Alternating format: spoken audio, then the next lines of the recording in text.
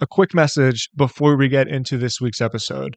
For longtime listeners of the show, you know that and I have been very reluctant to add sponsors and to add recommendations to our podcast. Our priority is to you, to the writers, and to the creators. And so we've held off to make sure that we can find partnerships that we feel good about and products that I can honestly recommend. And that's why I'm so excited to recommend this week's sponsor to you. Quillbot.com, Quillbot.com. This is a tool that I am personally using to build a newsletter that I haven't announced yet, but it's been hugely beneficial for me. So Quillbot is a paraphrasing tool, and the way that I'm using it is I'm scrubbing long form articles that are very, very in depth with information that I know my audience will really value and appreciate. And I copy that content and I paste it into Quillbot. And Quillbot paraphrases all of the text into a couple sentences, sometimes a couple paragraphs, to really shorten and pack in the information, which allows me to better piece this information into a curated newsletter that I am sending out weekly. For people that listen, you know that and I really, really believe in the newsletter space. We believe that newsletters are great businesses to start, and you should start one. If you want to get involved in online media and start creating a business for yourself, a newsletter is a great place to start. And this tool, Quillbot, has been so beneficial for me in building this curated newsletter that I'm working on. It makes it so that I can jam pack a lot of information into not a lot of space. And it really, really has helped me format my newsletter and provide the information to my readers in a way that I know they enjoy, in a way that I know they can quickly digest, in a way that I feel really proud about. So once again, check out this week's sponsor, Quillbot.com, Quillbot.com. It's easy to sign up, and tell them that Tim sent you. All right, let's get on to the show.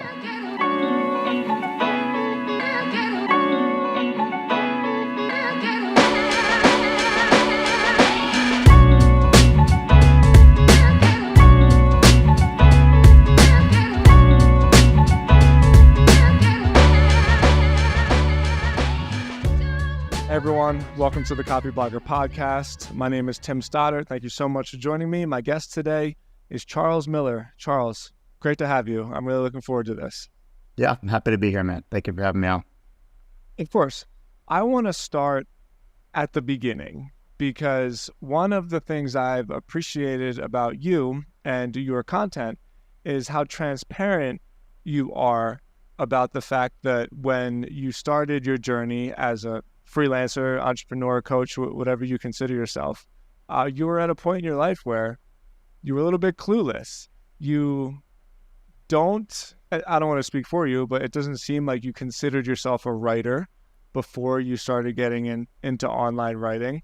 It was an opportunity that you saw, and something that it looks like you pursued and you practiced and you took advantage of. So for those of you that are hearing about you for the first time, I'd like to start with your origin story. How did you even get into this to this type of work? Yeah, so I was not very good at school.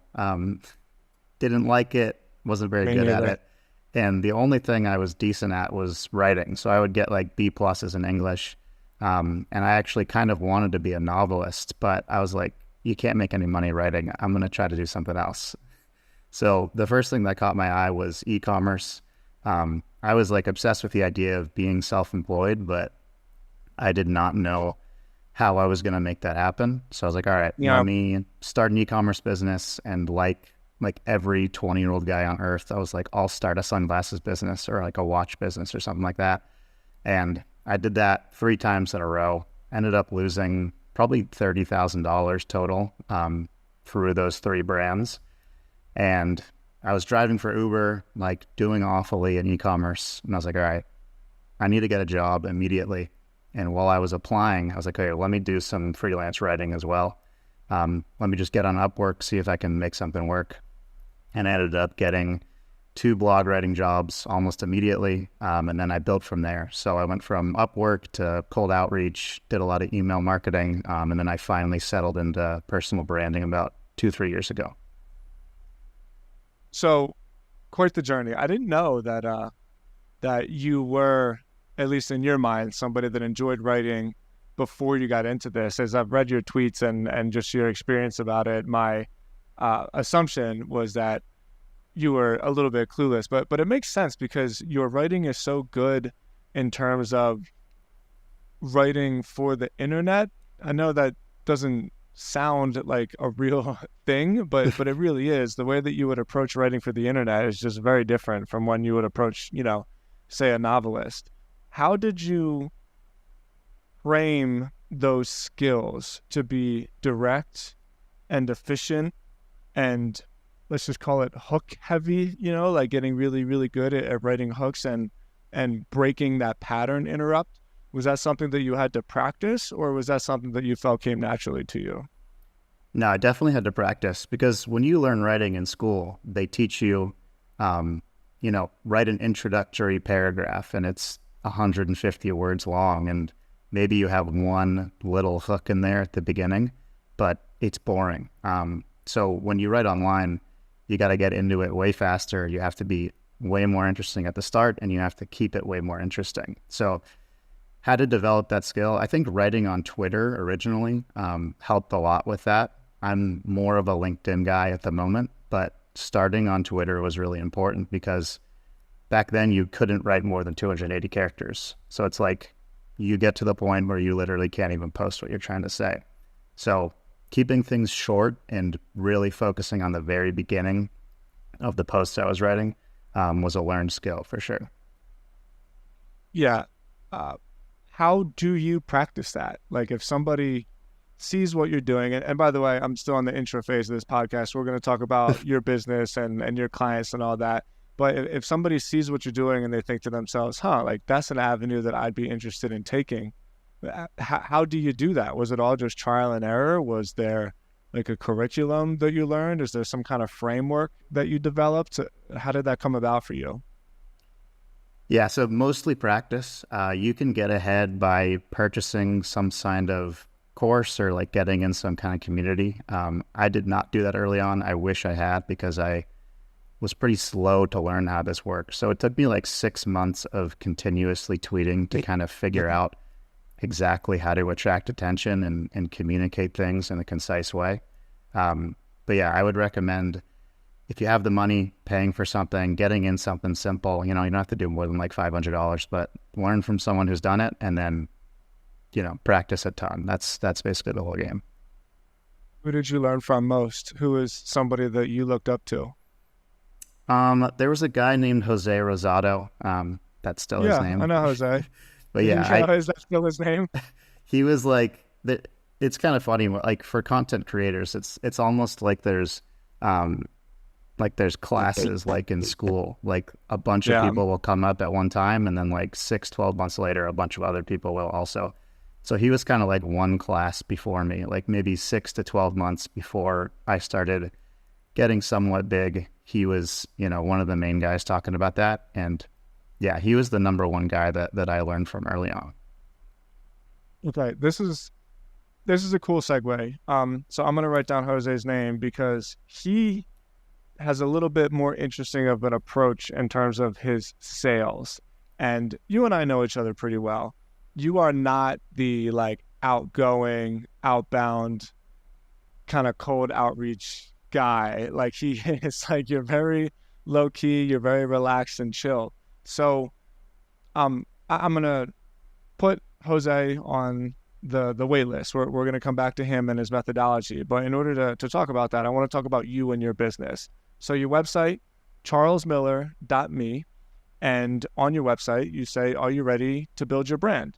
I have many needs, or I have options for many needs in every budget. So scroll down and see which are right for you. I've hired you in the past. You have been somewhat of a coach and a mentor to me in terms of growing my social media. As you and I have talked about before, it's never something that I took seriously or even cared about. Like in many instances, I would kind of scoff at it. But since I've been serious about it over the last 3 years, it's added tremendous value to my personal brand, really. That's never even something that I thought mattered much until I met you and until you started teaching me some of this. So let's again start at the beginning. You help other people build their personal brands. What do you think is the power of that in today's world? Do you think that's like hyperbole, or do you think it's a real serious asset that people need to start taking seriously in terms of their careers and their businesses? Yeah, it's extremely valuable. And I know this from working with so many clients. They've had outcomes that far exceed mine, and my outcomes have been awesome too. Um, what it is basically a launch pad for other opportunities. So having a personal brand can be your entire business, but it also attracts opportunities. So you can get DMs from people who want you to co-found businesses with them. You can reach out to people and you have a 100x better chance of getting a reply just because you have, not even that many followers. If you have 15,000 followers, they're going to take notice more often than if you have none. So there's basically infinite opportunities that you can either go out and get or will come to you that come from having a personal brand. And it's just like trust at scale. And basically every big time internet entrepreneur is either considering it or already doing it right now because people are realizing how valuable it is. It's been very valuable to me. I'll give you a perfect example of that, and I want to make a statement and then basically have you comment on it. Other than newsletter ads, I send a newsletter every week through timstods.com, and that within itself has been great. It's about $800 a month or so, sometimes $1,000 a month, depending on the deal that I make. And it's cool because I would write my newsletter anyway. Like you, I love to write, and it's something that I've just built into my routine. Regardless of the newsletter, I haven't actually made any money from my personal brand. I've promoted Copyblogger Academy through it. I experimented with maybe taking on some clients, like SEO clients, and I've even collected a couple leads through timstods.com. But the vast majority of the value that it has brought me is random opportunities that I wasn't necessarily looking for. So a perfect example is my most recent investment, Cuppa.sh. It's an AI writing assistant, and I was just approached basically to partner on that. And I've never told anybody this before. Not like I'm trying to keep a secret, but I'm just trying to paint the picture. I didn't even have to pay for my partnership stake in that company. The deal that we made was fully on a promotional basis because people follow me. They know I'm a writer. They know I'm an entrepreneur. And already I haven't even executed on like the full promotion we have. We're trying to perfect the product, and I'm redoing the homepage of the actual product of the Cuppa.sh homepage. But when that happens, my job is simply to use my personal brand as a mechanism to promote the product. So it's the first time that ever happened to me where I invested, quote unquote, in a company, like I'm an equity partner, but I didn't even have to put up any money. It was all a deal that we put together. So like I said, this isn't a question. I'm just kind of making a statement, but I'd like your viewpoint on that. Yeah, I mean, that's just one of many examples of how much leverage you gain when you have even like a mid-sized personal brand. I've had people approach me with similar deals. It just makes everything easier. Like if you're doing client work, your cold outreach is going to be more effective and you're going to get tons of inbound, and you don't have to do a bunch of work to go find people. You can partner up with technical people and start businesses without putting in any money yourself. So there's all these little things that make everything easier and everything cheaper, and they have really high potential at the same time. So then let's talk about your specific business. You have a couple of different revenue streams. Correct me if I'm wrong. Most of your business comes from client work. You'll do ghostwriting, you'll do consulting for other people to help them build their personal brand. This has always been fascinating to me because I never imagined that would be like an industry that so many people can succeed in. I think you're probably, well, not probably, you're definitely one of the bigger voices in that space. But I see it now as being hugely opportunistic and a great entry point for people, where if they want to get involved with digital marketing, with entrepreneurship, maybe ghostwriting for other people is a great place to start. So I'm hoping you can almost educate me on this, because I know very little about it, but I watch what you do and the success you're having, and I'm thinking, man, there's really something there. Yeah. So on the client side, what makes this work so well is that successful people have a lot of money and they don't want to, take up something new and time consuming and, put a bunch of resources into doing it themselves. So they have 1 or 2 or 10 businesses to run. And there's a lot of opportunity for helping them with, all kinds of services, and social media growth is one of them. So one of the keys to making the business work is that I'm only working with people who are, moderately to very successful. Like I have a type form, and one of the questions on the type form is, do you make over 30,000 a month, under 30,000 a month, or, no income, but you have a very high net worth? That's like people who just sold their startup. And the reason for that is if somebody is earning less than that, that's great. That's like 99.9% of the world, but they probably can't afford the prices, and they probably are going to just like not be in a position to outsource and pass off all those duties to me. So one of the keys is targeting a very successful audience. Yeah, let's focus on this for a little bit. It's about a year and a half ago when I hired you for the consulting work that we did. I was still living in Nashville, something like that, right? And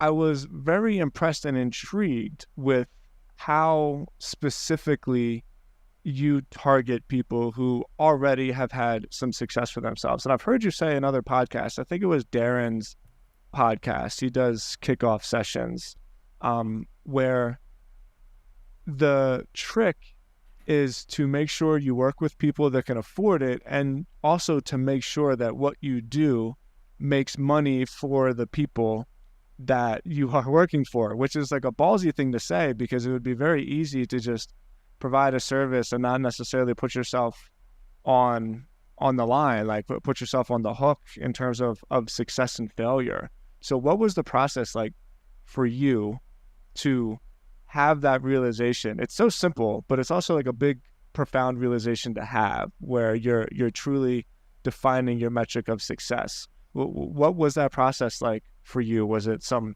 epiphany moment you had? Was it a gradual realization as you stumbled your way forward? How'd that happen?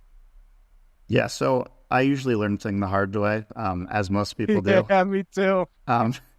So in terms of like learning to work with more successful people, I just worked with, for pennies for like a while, like maybe Nice. a year and a half, just like really not getting paid very well at all.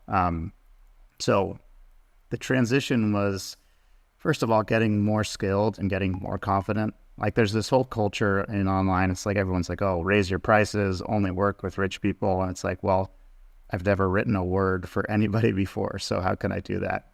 So you do have to kind of build your skills up and get more confident. And it is a process. But once you've got the ability and you've had a couple experiences with clients who are not so pleasant, you realize, the kind of person you should be working with, and you start targeting them almost exclusively. How much did you get paid for your first client? I wrote a sales page. It was about 1,500 words long. I got paid $40 for it. Nice. Really nice guy, actually. We're not in touch anymore. That was like 5.5 years ago. But yeah, $40 for about 1,500 words. And then what was the next step for you? Do you remember the second client, or even like vaguely what the next benchmark was? Yeah. So my next 2 clients were blogs. One of them was a personal injury lawyer. So that was kind of grim, honestly. I was like writing about people getting hurt like all day, getting paid like 2.5 cents per word. And then the other one was a luxury watch blog, which was more fun. And then the transition from those to higher paying work is I realized I need to be writing things with a higher ROI. So you can get paid well for blog posts, but these people were not serious about having in-depth, really good blog posts. They were just going for the volume game. Yeah. So I transitioned to sales copy after maybe 6 or 9 months, just because the ROI is so obvious, right? If someone pays me $500 to write a sales email and they send it out and they get $2,000 in profit, the ROI is extremely obvious and I should raise my prices. So I transitioned more towards copywriting. And then now I'm kind of back in content, but there's definitely ROI in what I'm doing now too. Talk about the confidence, because for members in Copyblogger Academy, particularly just because those are the people I talk with the most, but other people that reach out to me, raising your prices is much more of an emotional process than it is a tactical process. Like once you do it, it's actually pretty easy. And there's most of the time very little pushback if you're providing value. But the emotional side, I think, is something that people struggle with. So when you were at that position where you said to yourself, hey, I'm providing a return, I need to write my process, I need to raise my prices. Was that like nerve-wracking for you? Did you struggle with that? Do you think you waited too long? I'm hoping to reach that person who is in that spot, because there's very, very many people who I talk to that are in that spot, right? Where they think they're doing good work. They know they should be making more, but they're just too scared to raise their prices. What do they do? Yeah, the transition for me was I went from thinking about getting paid for my time to thinking about getting paid for the value I was delivering. So like coming from, I was an Uber driver, I was making like $15 an hour, probably 10 after taxes and gas. It was a transition for me to be like, this email is going to take me an hour and a half to write, getting paid $500 for it. That's like an unreasonable hourly wage. So at this point, I'm completely out of like the hourly mindset. I do have like an hourly consulting, but almost everything I do is either a monthly payment or it's a product I sell. And there's very little connection between time and money. It's more like value and money. So making that mindset shift, I think, is the key to raising your prices and not feeling guilty about it or nervous about it or anything like that. Yeah, I agree totally. It's not, so basically what you're saying is it's not necessarily building up the courage to talk to a client and say like, hey, I need to raise my prices. It's much more of like a complete shift in the mentality of what it is that you offer, where you're not saying like, hey, I need to get paid more for this particular thing I'm doing. You just start playing a different game. And then once you start playing that game, all of a sudden what you are producing has more value. And then with that, where I'm going with this is I've really love to nail down this topic of you working with people that can afford it, that understand the value of it. It's a weird thing in services where the more a client pays, the less of a pain in the ass they are. I don't know what that is exactly, but it's totally true.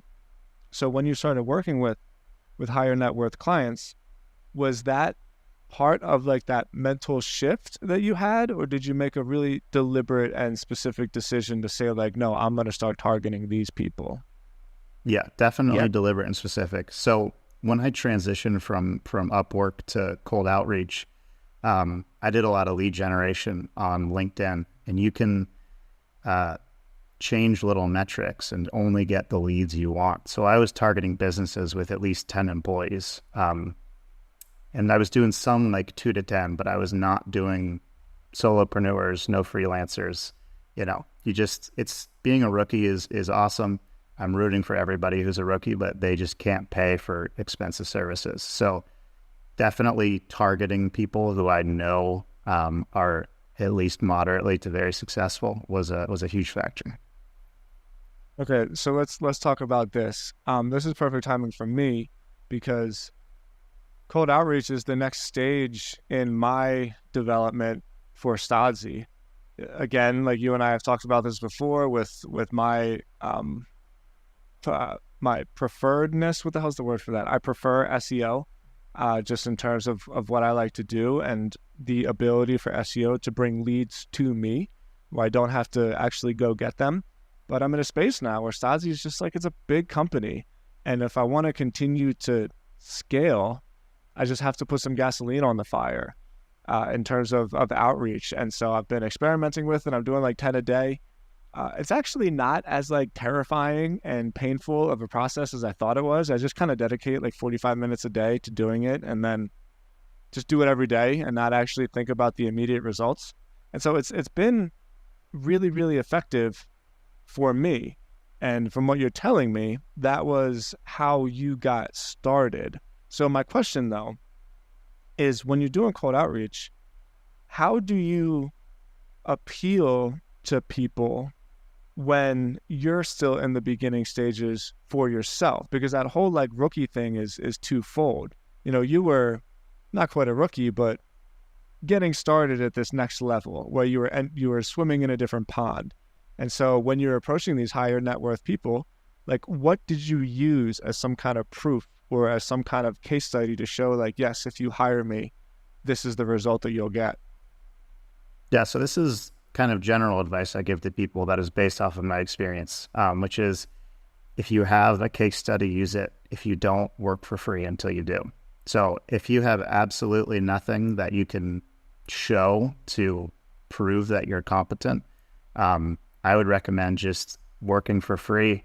And it's pretty easy to convince people to do something for free, even if they're busy and successful. So if you're at the very, very beginning, I think free work is a very great tool for getting case studies and getting connections. And you can get clients that way too. Like, people, you do a little bit of free work for them and they say, okay, I'm going to transition to paid. And they're often good to stay on with you. So free work until you get a case study, and then use that one case study to get more. Is that what you did? You just offered free work to people? So when I started doing cold outreach, I had been working on Upwork for about 9 months. So I had at least some writing samples that I could show them. Case studies are the best of all, but samples are decent as well. So I started out not like full huge prices, but fairly moderate prices. And then I had some writing samples and a couple of case studies as well. Makes sense. I was kind of poking fun of you a little bit earlier. Let's go back to Jose, right? Because I've talked to Jose. He's aggressive when it comes to sales. Like, he jumps on video phone calls and he gets after it. It's actually something about him that I really appreciate. Like I said, I'm poking fun of you. I'm by no means trying to diss you or nothing, but you don't strike me as like that kind of a person, you know? So anybody can do cold outreach behind a keyboard and behind like the veil of a social media platform or whatever it is. But I'd love to hear about your closing strategy or process, because I know for a fact people listening to this, even when I ask that question, their ears are going to perk up a little bit, because writers are like shy and weird and awkward, right? Like, we just want to write and be left alone. And so how did you go from that spot where it's like, all right, I'm getting jobs on Upwork. Now let me reach out to high net worth people and get on the phone with them or email them and close them and make sure they pay their invoices? Like, how did you do that? How did you start closing deals? Yeah. So first thing, I get this question probably like once every 2 weeks. People say, hey, can I make it as like a well-paid freelancer without doing phone calls? I just say, no, you can't do it. Like, yeah. This whole idea of like, oh, I'll close $100 contract and then we'll go up and we'll never talk to each other. It's just based on like a pretty silly fear. And the simple answer is you just have to do exposure therapy and you have to get over it. So I'm definitely an understated guy, kind of a weird writer who doesn't like talking to people, but I've built the skill and I've built a bit of a taste for it as well, just by doing it over and over and over again. So the first one sucks, the first 10 are a little bit better, and then eventually you get comfortable enough where you actually end up kind of enjoying it. Yeah, I'm so thrilled to hear you say that way, because It sucks, man. Like, one of the best jobs I ever had, one of the best experiences I ever had in my entire life when I first moved to Florida, and I was like beyond fucked as like fucked you could be in terms of my future and where I was trying to go with my life. The only opportunity I could find was phone cold calling uh, people that needed medical supplies. And so I was just making 150 calls a day to people who were getting called 10 times a day, right? Because they're on Medicare basically. And so that's all public data. And so like every durable medical equipment supply company in the country sees them and knows that they either have a back brace or I don't know, whatever. Um, and it was terrible, man. Like it was so hard and so exhausting, but every once in a while, like once a day, for whatever reason, somebody would talk to me and I'd get hung up on over and over and over again and get told no over and over and over again. And then sometimes somebody would just talk to me and then I would close a deal. And to hear you say that there's no hack, there's no like automation that you can put together to filter your leads perfectly so that only qualified people come to you, it's really like an uncomfortable process, but it's worth it, right? Yes, it is absolutely worth it. I mean, I was, as you know, I was like a partially anonymous personal brand on Twitter for years. And then I got on LinkedIn and I was like the only person on LinkedIn who didn't have an actual photo of myself. And then I transitioned into actually having a photo of myself. My sales absolutely exploded. They went up like probably 30-40% within a couple of months. So this is like a general life lesson, but a lot of times we're afraid of things that are just like really silly to be afraid of. And the only thing that is keeping us from hitting the next level is, the stupid voice inside our head that tells us, oh, you can't do that, or try to find a way to not do that. And the answer is just doing it over and over again until you're comfortable. Oh, what a great line. Because when one of the lines that really helped me, there was a sales manager at that job who had like a big impact on my life. His name was Steve K. And he kept saying over and over again, the worst thing that happens is they say no. And it feels like death, it feels so terrible. But when you say it like that, it's not even almost a big deal. Like it's nothing. They just say no. And then you move on to the next one.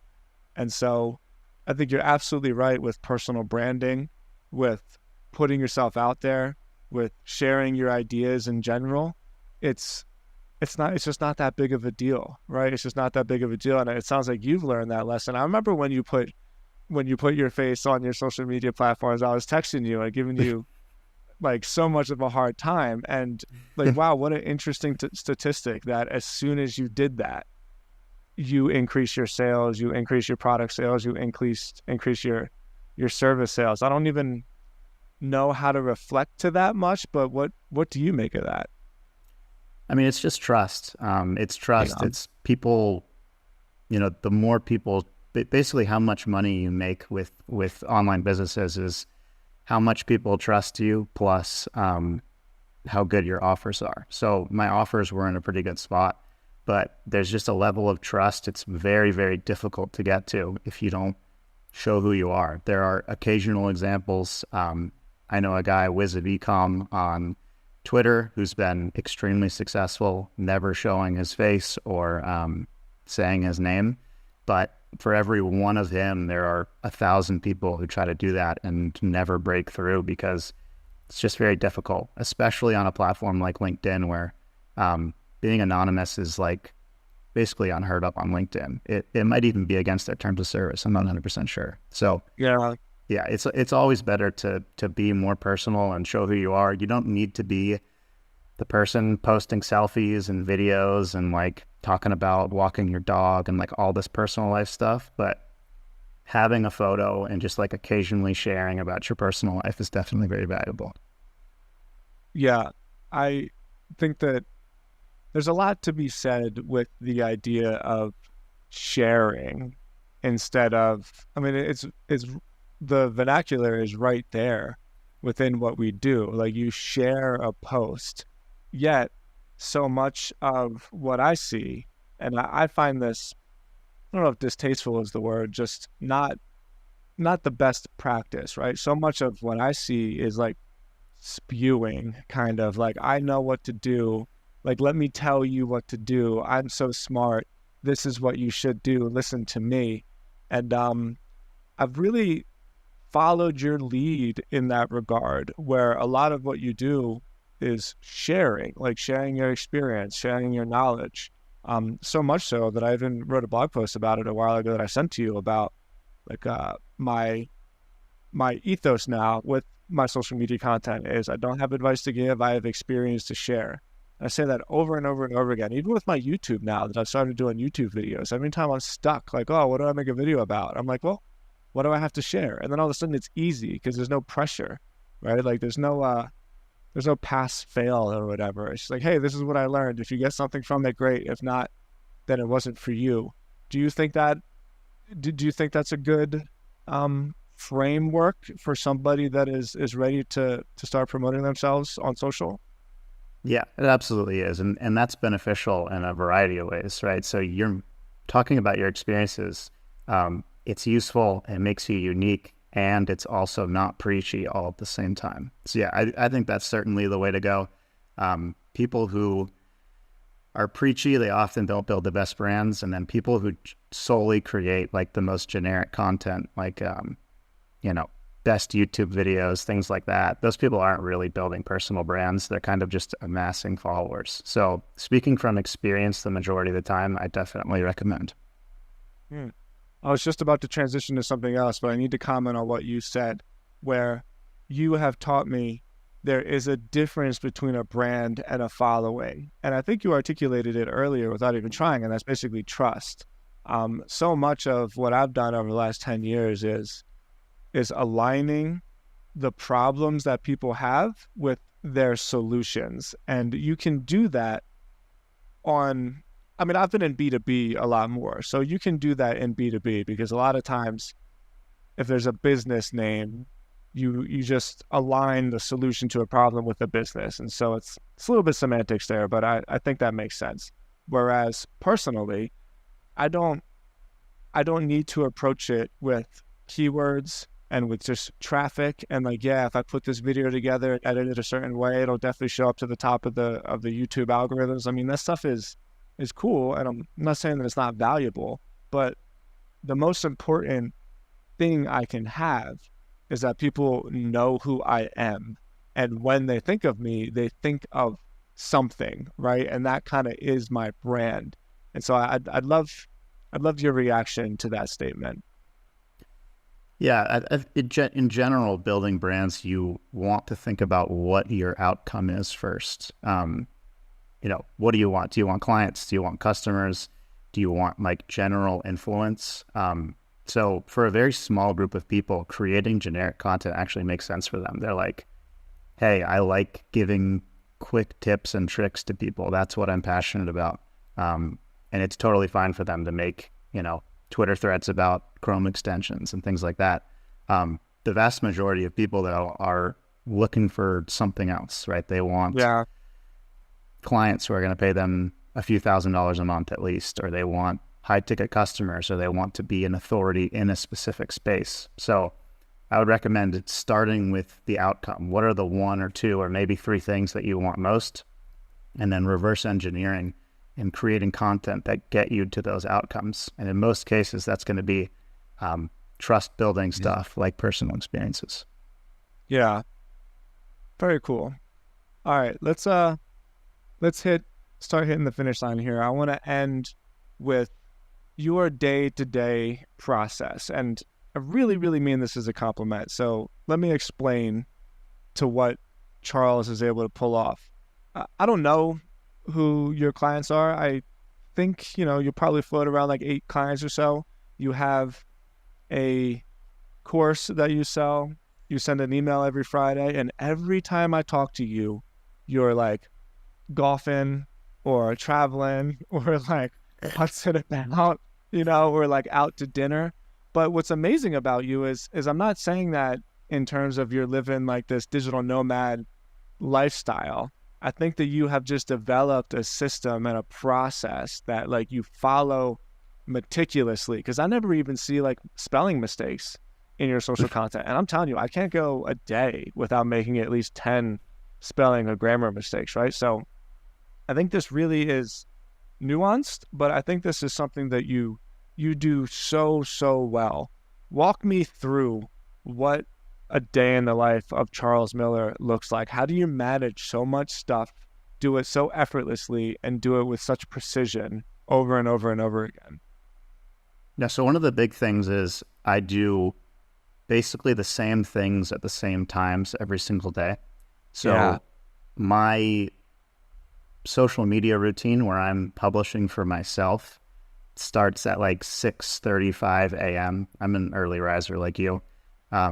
And I do that for like 35, 40 minutes every single day. So I take the post that I've already written, I post it on Twitter, I post it on LinkedIn, I engage on both platforms, and then I have breakfast. And then after I come back from breakfast, now I'm writing for clients. So maybe I go an hour for clients, or maybe I go 90 minutes, and then I'm at the gym, and then I come back and I'm doing, more auxiliary work. So same thing every single day. And when you get into that routine, you kind of prime your brain to do exactly what you need it to do at the exact time that you make it do that every single day. And I've been, following that precise schedule for 2+ years, and a version of that for about 5-6 years. So time blocking, very important. Focusing on one thing at a time, very important. And then just sticking with it for years until you can basically do it in your sleep. There's so much about that I want to elaborate on. I'm going to go to the next question to stay on topic, though. Do you have any tools, any pieces of software that you find helpful? How do you multiply yourself in this context? Yeah, so the one that keeps me on task is Todoist. I think you use that also. Oh yeah, I love So Todoist. It is so simple. yeah, it's my favorite. I've tried like 6-7 of these types of productivity apps. It's my favorite one. So that just, having what you need to do right in front of you, extremely important. And having that made the day before, so you wake up knowing exactly what you need to do, is also very important. So you're not anxious, you're not scrambled. You've got a precise list of things to do. I have Notion. That's where I store ideas and like links I use a lot, and other information I need to access. And then I use AI and other apps as writing assistants. So if I'm looking for content ideas, I have Tweet Hunter X. It's a Twitter Chrome extension that helps with content idea generation. And then I also use ChatGPT just as a content assistant, not as a writer. So maybe I'll ask it for content ideas. Sometimes I have half a post written and I'm like, hey, ChatGPT, can you finish this for me? And then I don't even copy paste it. It's just like the ideas and the structure. So those are the main software I use. Exactly. Yeah. Quick note on what you said. Do you plan your day at the night for the morning before? Yeah, definitely. Almost every weekday is exactly the same for me, so I don't need to do that necessarily. Like, not a lot of stuff pops up. I basically have the same process every day. But yeah, definitely plan the night before and have your list made so you can get up and start tackling it immediately. It's so funny because this is a marketing podcast, essentially. And I get asked that. It's probably the most common question I get asked on Twitter, where people say, like, how do you manage all of this stuff? And my response is always like, I'm telling you, it's not what you think it is. It's not that hard. I have like 3 things that I do, basically. I wake up super early. So by the time it's 7 o'clock in the morning, like I'm already done. And obviously that's like an esoteric statement, but the bulk majority of my thinking, right, of like the kind of, what do I do in this issue? Problem solving, let's say. The vast majority of my problem solving is done from like 4:30 in the morning till 7. So there's that. There's writing my daily task list in my notebook. I don't personally use Todoist as like a personal task management system. It's how I manage my team.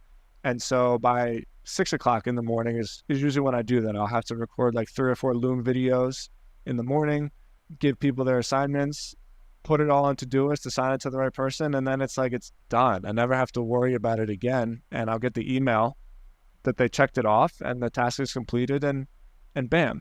And then I don't know if I'm full screen at this part of the video, but you see that little whiteboard behind me. That's always my weekly tasks. So there are things, it's like these are the big problems I need to solve for this week.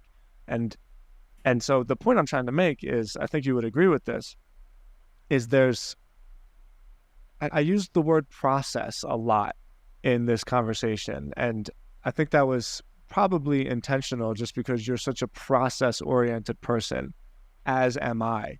And for me, like the process has always been so much more important than the tactics, right? Than like the specific things you do to get the results. It's much more about doing like the same broad things over and over and over again over a long period of time.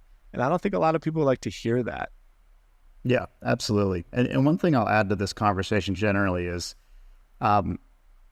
digital distractions are sand in the gears of these processes. And if you can't tame those, you're going to have a really tough time, even if you plan your schedule perfectly. Like, I know people who have notifications turned on every app on their iPhone, and they're getting like 15 notifications a minute from news, media companies and everything, emails, texts, social media. And it's like, if your phone's buzzing every 2 minutes, you're not going to be able to focus. If you have Twitter and LinkedIn open while you're trying to write, you're not going to be able to focus. So definitely single tasking rather than multitasking, and getting rid of distractions for as long as you can, for 30, 60, 90-minute periods is crucial. Do you work with your phone next to you? Right now my phone is behind my computer. It's usually all the way back in the kitchen. But yeah, I've had my phone on Do Not Disturb since the day I got it in like 2011. I just turned on notifications for my girlfriend only. Nice. That's how you can tell she's special. Yeah.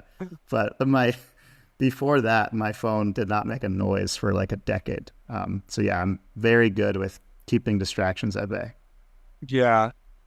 That's probably one of the most powerful lessons people can get from this podcast. And it's one of the things that like nobody's going to do that.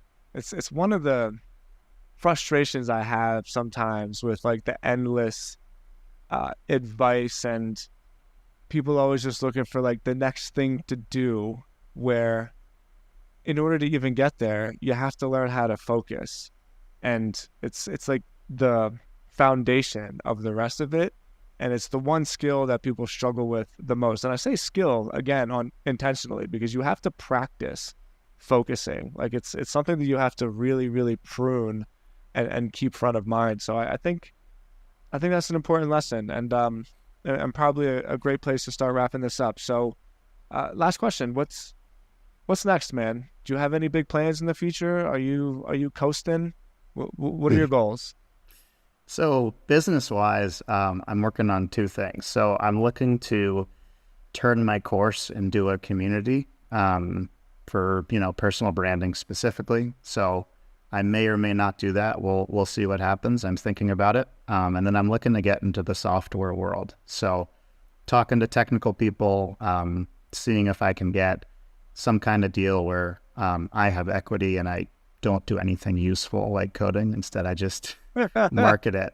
Me so too, yeah, bro. Yeah, those are my two big concerns right now. I love it. Charles, you have been extremely just helpful to me over the last 2 years or so since we've met. You've shown me the value of putting myself out there, of showing my ideas. You introduced me to Hype Fury, which without Hype Fury, like none of this even would have been possible. And man, you've just added so much to my life. I really, really appreciate you. Thank you for coming on. So let's repeat. We got charlesmiller.me. You are your Twitter handle is different, right? It's not Charles Miller. What's your Twitter handle? I think it's Charles Miller _7, something like that. Oh, okay. Yeah, So totally yeah, random. you could just you could just write my name and it'll definitely come up. Great. I will have all of it linked in the show notes. You can see this episode and the show notes at copybloggerpod.com. And one quick announcement. We have upgraded the newsletter. So now every Friday, well, the episodes get published on Tuesday. The newsletter goes out on Friday, and that newsletter is going to have a summary of each podcast, and we're going to have like the most valuable quotes and the most valuable lessons of the conversation so that you can get everything in one short little bite-sized email. So sign up for that at copybloggerpod.com. There's an email sign up pop up, and rate the show. Give me 5 stars. Appreciate you, Charles. Really, I value you as a person. I thank you so much for coming on. For sure, Matt. I love being on. Thank you.